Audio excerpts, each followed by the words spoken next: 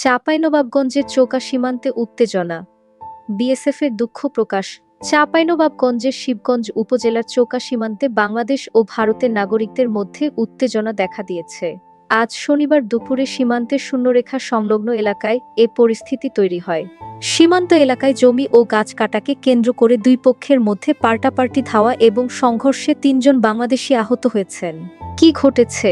সীমান্ত এলাকার বাসিন্দাদের অভিযোগ, আজ দুপুরে বাংলাদেশের ভেতরে গম কাটতে গেলে ভারতীয় নাগরিকেরা এসে আমগাছ কেটে দেন।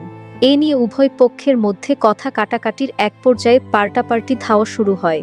ভারতীয় নাগরিকদের হাসুয়া ও পাথরের আঘাতে ৩ বাংলাদেশি আহত হয়েছেন।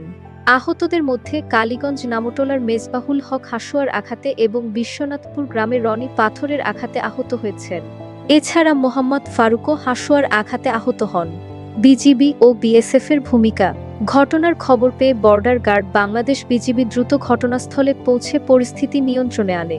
বিকেল ৪টা ১০ চোকা ও কিরণগঞ্জ সীমান্ত ফাঁড়ির মাঝামাঝি সীমান্ত পিলার ১৭৭ বরাবর বিজিবি ও ভারতীয় সীমান্তরক্ষী বাহিনী বিএসএফ এর কমান্ডার পর্যায়ে পতাকা বৈঠক অনুষ্ঠিত হয়।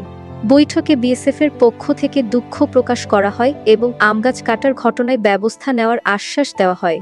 বিজিবির ৫৯ ব্যাটালিয়নের অধিনায়ক লেফটেন্যান্ট কর্নেল গোলাম কিবরিয়া জানান, পরিস্থিতি শান্ত রাখতে এবং শূন্যরেখা অতিক্রম ঠেকাতে বিজিবির সদস্যরা সতর্ক অবস্থানে রয়েছেন। স্থানীয় জনগণও বিজিবির পাশে থেকে সহযোগিতা করছে। আন্তর্জাতিক আইনের লঙ্ঘন। বিজিবি সূত্রে জানা যায়, বিএসএফ উচ্ছৃঙ্খল জনতাকে মব নিয়ন্ত্রণ করতে সাউন্ড গ্রেনেড নিক্ষেপ করেছে, যা আন্তর্জাতিক আইনের লঙ্ঘন।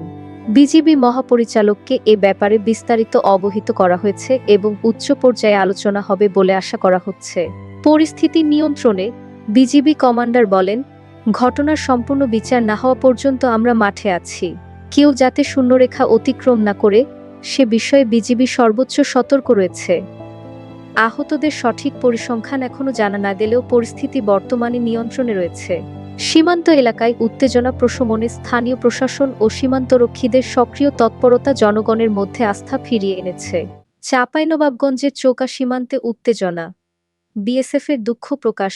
চাঁপাইনবাবগঞ্জের শিবগঞ্জ উপজেলার চোকা সীমান্তে বাংলাদেশ ও ভারতের নাগরিকদের